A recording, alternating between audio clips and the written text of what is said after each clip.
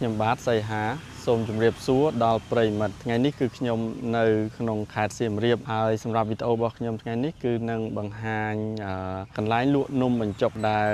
ជាកន្លែងដែលគេពេញនិយមតាមពិតនៅខេត្តសៀមរាបនេះកន្លែងលក់នំបញ្ចុកមានច្រើនបាទប៉ុន្តែខ្ញុំនឹងលើកបង្ហាញនំបញ្ចុកទឹកប្រហុកបាទជាដំបូងនេះគឺខ្ញុំកំពុងតែឈរនៅកន្លែងគាត់រោយនំបញ្ចុកបាទនៅកន្លែងគាត់គឺនំបញ្ចុករោយភ្លាមបាទរាល់ភ្ញៀវដែលគាត់មកញ៉ាំគាត់តែងតែបានញ៉ាំនៅនំបញ្ចុកដែលរោយថ្មីស្រស់ក្តៅហើយកន្លែងរោយនំបញ្ចុករបស់គាត់ហ្នឹងគឺគាត់រោយមានគ្នា2នាក់បាទមីងគាត់អង្គុយនៅខាងលើដងឈើមួយតែខ្ញុំអត់ដឹងថាហៅឈ្មោះអីទេដងឈើហ្នឹងហៅអីមីងហៅឈើរោយនំអញ្ចឹងហ្មងណាអាដងយើងអង្គុយសកត់ហ្នឹងណាបាទគាត់កំពុងតែអង្គុយសកត់នៅនឹងហើយយើងឃើញនំបញ្ចុកធ្លាក់ទៅក្រោមធ្លាក់ចូលទៅក្នុងផ្ទះដែលកំពុងតែដាំទឹកពុះបាទមើលទៅល្អមើលមែនតើសរសៃនំបញ្ចុកហ្នឹងពេលដែលសកត់ចុះទៅមួយផ្លែតគឺវាអណ្ដែតឡើងមកលើហើយបងអូនប្រុសម្នាក់ដែលគាត់ឈរនៅហ្នឹងគាត់មានឈើមួយវាសសរសៃនំបញ្ចុកវាចុះវាឡើងដើម្បីសម្រួលដល់សរសៃនំបញ្ចុកកុំឲ្យស្អិតជាប់គ្នាបាទមើលទៅគួរឲ្យចាប់អារម្មណ៍មែនតើ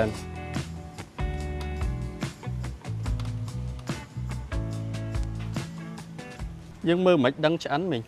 ផុសចេះញោមពេលវាអណ្ដែតឡើងចាអណ្ដែតឡើងហើយឆ្អិនហើយណែតចេះហើយឆ្អិនហើយអាហ្នឹងឆ្អិនហើយចានេះបាទយើងមើលគាត់ចាប់ផ្ដើមដួសហើយច្រើនណាស់ណាខ្ញុំឃើញមួយប៉ែនដែលគាត់សកត់ចុះទៅមិញហ្នឹងមិនតិចទេ7គីឡូ7គីឡូមួយប៉ែនហ្នឹងមិញបាញ់ទឹកលាងអូបាទគឺគាត់ធ្វើឲ្យយើងមើលនៅហ្នឹងហ្មងបាទបងប្អូនចង់ទស្សនាការធ្វើនំបញ្ចុករបស់គាត់មកញ៉ាំយើងអាចមកមើលបានដល់កន្លែងគាត់អត់ហាមឃាត់ទេមិនអញ្ចឹងមីចាព្រោះអត់មានអីលាក់លៀមអត់មានអីដែលថាដែលធ្វើទៅមានបញ្ហាដល់ភ្ញៀវទេបាទយើងអាចមកញ៉ាំផងមកទស្សនាផងព្រោះមិនងាយបានឃើញទេកន្លែងធ្វើនំបញ្ចុកយើងធ្វើធម្មជាតិអត់មែនដូចនំបញ្ចុកផ្សារបាទ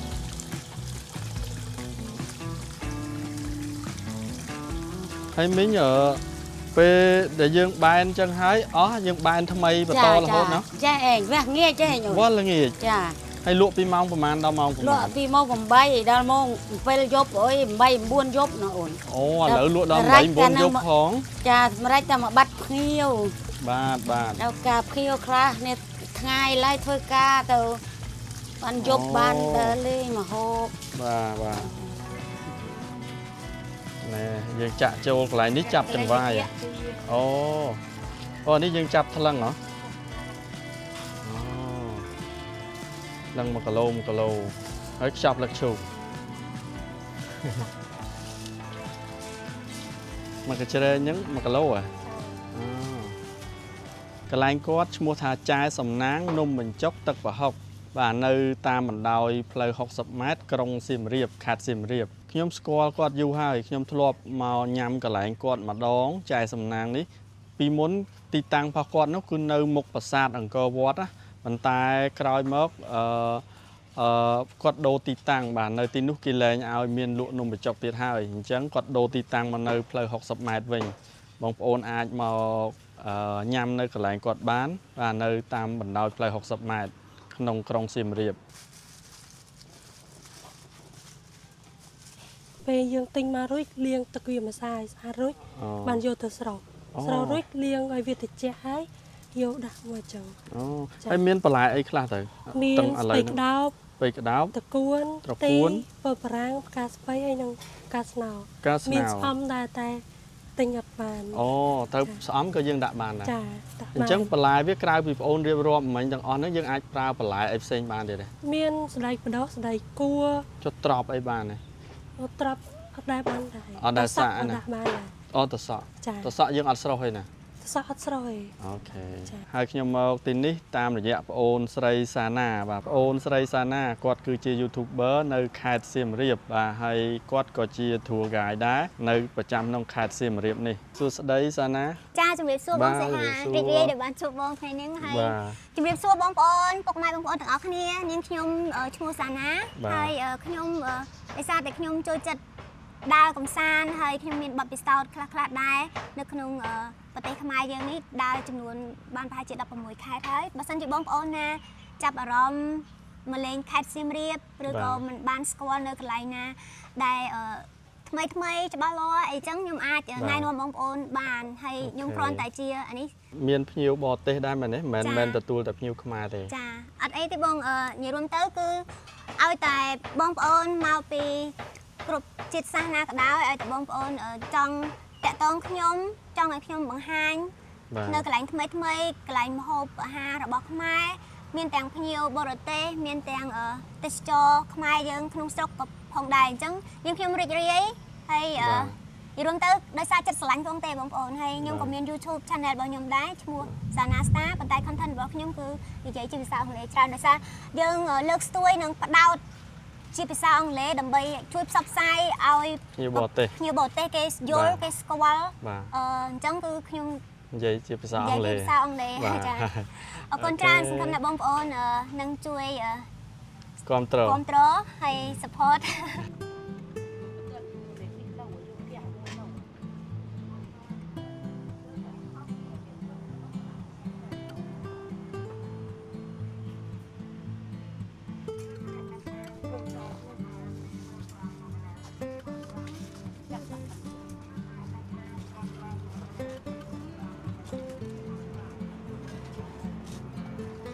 នៅទីនេះគឺជាកន្លែងអាំងត្រីបាទសម្រាប់នំបញ្ចុកទឹកប្រហុកនេះគឺយើងញ៉ាំមានញ៉ាំជាមួយសាច់ត្រីក៏បានត្រីម្ដែងអាំងត្រូវគ្នាហើយមានសាច់ជ្រូកបាទសាច់ជ្រូកស្ងោរក៏ត្រូវហើយមានប្រហិតទៀតសាច់អំពងហ៎ហើយពោះគោដែរអូមានពោះគោទៀតខ្ញុំអត់ដែលដឹងទេបាទអត់ដែលធ្លាប់ហ៎ពីមុនមកញ៉ាំតែត្រីសាច់ជ្រូកអ្នកខ្លះក៏សាច់មាន់អាំងអីចឹងទៅបាទឆ្នៃទៅតាមកន្លែងផ្សេងគ្នា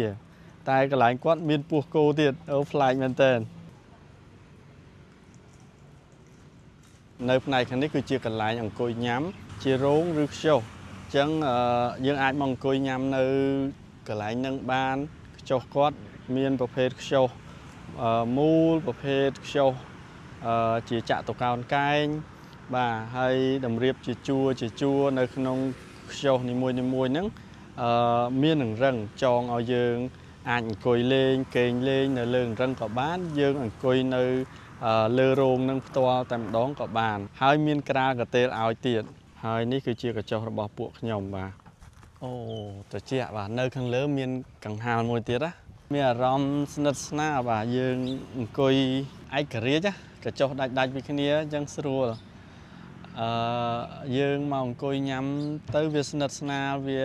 មិនក្រែងមិនទៅផ្ទាល់គ្នាទៅវិញទៅមកសម្រាប់ក្រុមផ្សេងគ្នានេះសម្រាប់នំបញ្ចុកមួយឈុតបាទយើងហៅមួយឈុតទៅគេដាក់មកអញ្ចឹងមានត្រីមានសាច់មានប៉ាតេមានសាច់ជ្រូកមានពោះគោបន្លែនំបញ្ចុកមួយឈុតនៅនឹងសួស្តីសាណាចង់សួរបាទចង់សួរសាណាអាសាញ៉ាំនំបញ្ចុកហ្នឹងអត់ចៅចូលចិត្តបងចូលចិត្តខ្លាំងតាំងពីទូចដោយសារមូលហេតុនំបញ្ចុកគឺលក្ខណៈថាយើងធ្វើពីអង្គសុទ្ធបងអញ្ចឹងវាសុខភាពល្អដែរអញ្ចឹងណាមួយបងប្អូនដឹងស្រាប់ហើយនំបញ្ចុកគឺមានបន្លែធម្មជាតិល្អមែនតើដូចបងប្អូនបានឃើញស្រាប់ហើយមានទាំង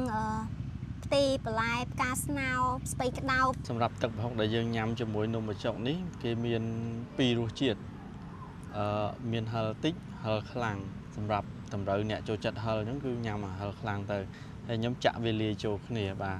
តើបងប្អូនអ្នកគ្នាឥឡូវនេះយើងចាប់ផ្ដើមញ៉ាំជាមួយនឹងនំបញ្ចុកទឹកប្រហុកអានេះយើងច្បាច់ដាក់ជាមួយទឹកប្រហុកដាក់ជាមួយទឹកប្រហុកអូនិយាយរួមទៅឈ្ងុយហ្មងនេះបងអូឈ្ងុយសាហាវទឹកប្រហុកឈ្ងុយឆ្ងាញ់ហើយអត់តែឈ្ងុយអញ្ចឹងបងប្អូនយើងជ្រលក់បងប្អូនមានចានគីឡូធំចានចង្កឹះអញ្ចឹងក៏ស្រួលចុចជ្រលក់ហ្មងឬក៏បងប្អូនខ្លះគាត់អាចស្រូបបងប្អូនស្រូបលើហ្នឹងចំពោះបងញ៉ាំមិនដែរខ្ញុំជ្រលក់សិនហើយស្រូបញ៉ាំទៀតចាអញ្ចឹងដោយសារបងសេហាគាត់ចូលចិត្តរសជាតិដិត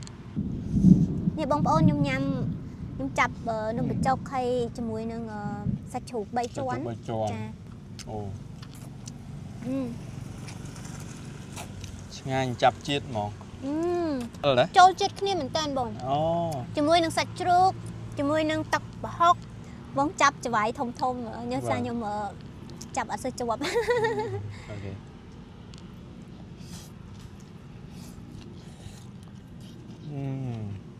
ជលក់នំបញ្ចុកកាន់តែ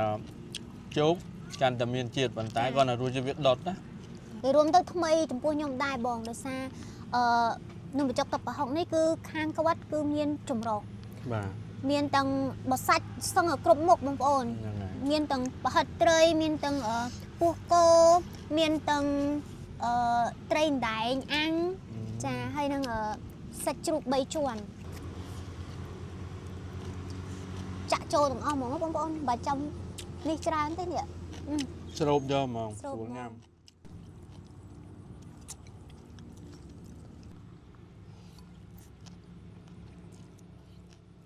ឥឡូវនេះគឺខ្ញុំបានមកមួយកន្លែងទៀតហើយគឺកន្លែងនំបញ្ចុកបាទនំបញ្ចុកនេះគឺខ្ញុំមកញ៉ាំនំបញ្ចុកពងទាកូនណាព្រោះខ្ញុំឃើញមានគេផ្សព្វផ្សាយច្រើនដែរនំបញ្ចុកពងទាកូនអញ្ចឹងក៏ចង់សាកល្បងឥឡូវខ្ញុំមករកដល់កន្លែងគាត់តែម្ដងបាទនេះយើងចូលមកដល់កន្លែងគាត់ធ្វើនំបញ្ចុកនិយាយទៅនំបញ្ចុកនៅសៀមរាបគឺគេធ្វើភ្លាមបែនភ្លាមឲ្យយើងញ៉ាំណាជំរាបសួរបងធ្វើអី បងរៀបចំហ៎ ខាងណាកន្លែងបែននំអូខាងនោះអូមើលឡគាត់ទៅនងនេះមើលឡគាត់បាទនេះឡគាត់នៅបុរាណមែនតើនេះម្សៅហ៎បងអូបាទនេះគឺម្សៅធ្វើទុកអញ្ចឹងហ៎បងប្អូនអញ្ចឹងពេលដែលយើងមកដល់ពឹបគាត់ចាប់ផ្ដើមញាត់ចូលប៉ែនរោយឲ្យយើងញ៉ាំភ្លាមបងបាទនោះប៉ែនរបស់គាត់សុំមើលប៉ែនទៀតបងកុំឲ្យខ្ញុំថតខ្នង អូខេបាទនេះដាក់ចូលក្នុងប៉ែនហើយតបមកយើងរៀបចំដាក់ស្នូលដល់អូបងប្អូនឃើញទេគឺដាក់ដូចបែនបាទកន្លែងគាត់ខុសពីកន្លែងផ្សេងគាត់ប្រើដូចយកមកបែននំណាបាទផ្លែខ្ញុំអត់ដែរឃើញទេខ្ញុំធ្លាប់ឃើញតែគេបែននំដោយប្រើដងឈើហើយមនុស្សឡើងអង្គុយសកត់ពីលើតែកន្លែងគាត់ប្រើដងដូចអូពីមុនមានដងឈើឡើងអង្គុយប៉ុន្តែយើងប្រើដូចចេះស្រួលជាងហ៎ ចាវាអត់ចូលកន្លង ហើយប្រើមនុស្សតិច ចា អូ អាចធ្វើតែពីនេះអត់បាន បាទ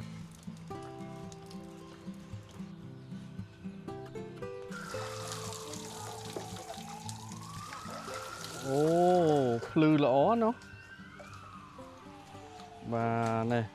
សរសៃនំដែលបែនភ្លាមអញ្ចឹងណាដាក់មកឡើងភ្លឺឲ្យទន់ហ្មងអាហ្នឹងដឹងតែឆ្ងាញ់ហ្មងថ្មីស្រស់អញ្ចឹង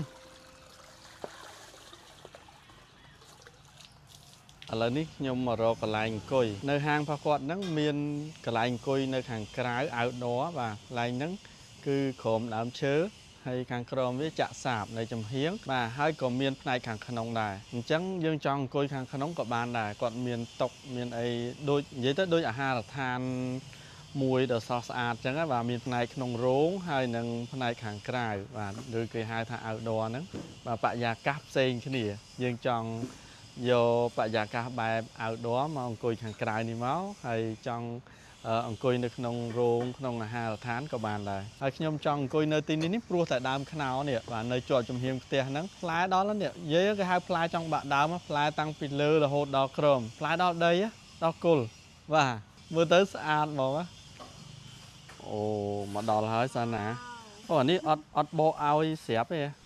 អញ្ចឹងអូអូខេសាណាធ្លាប់ញ៉ាំហ៎ពីមុនមកនំបញ្ចុកពងទាកូននេះ ជាទូទៅបងខ្ញុំធ្លាប់ពងទាកូនគឺធ្លាប់ញ៉ាំហើយនំបញ្ចុកសម្លការីហើយនំបញ្ចុកដែលបងញ៉ាំជាមួយខ្ញុំគឺនំបញ្ចុកទឹកប្រហុកចាបាទប៉ុន្តែចំពោះនំបញ្ចុកពងទាកូនគឺថ្មីសម្រាប់ខ្ញុំប៉ុន្តែក៏ល្អដែរព្រោះថាបងប្អូនខ្មែរយើងមានគំនិតច្នៃប្រឌិតច្រើនហើយការច្នៃប្រឌិតនោះគឺ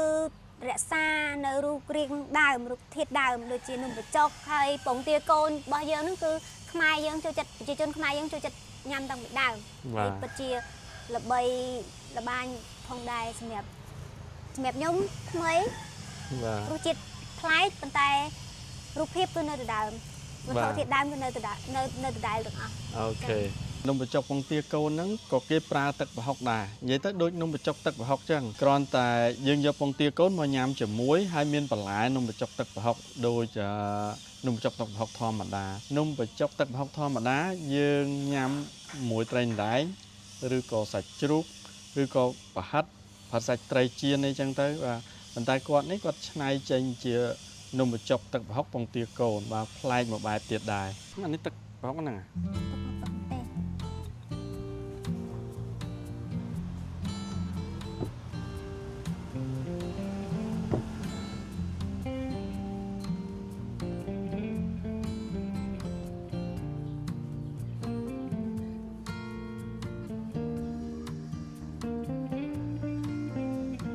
ដើម្បីឲ្យគាត់ញ៉ាំមានស្ពៃក្តោបស្រស់មានដូចជាបន្លែនេះដូចជាផ្ទៀងតកួនហើយនឹងតកួនស្រស់សណ្តែកគួរស្រស់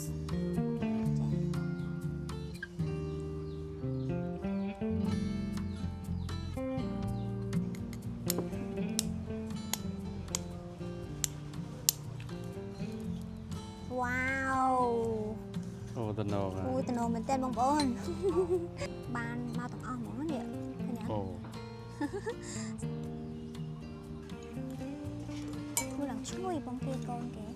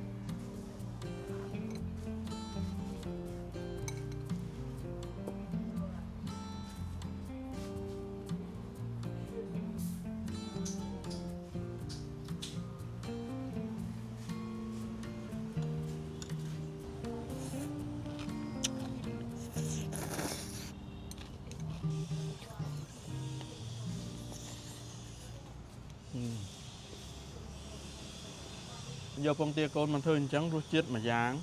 បាទខ្ញុំធ្លាប់ញ៉ាំតែជាមួយអំបិលម្រេចណាដល់ពេលញ៉ាំមួយទឹកប្រហុកចេះឆ្ងាញ់បាទហើយមានបន្លែលាយជាមួយដូចតកួនស្រស់សណ្តែកអីទុនល្អវាចូលជាតិគ្នាជាមួយទឹកប្រហុកទៀតអូឆ្ងាញ់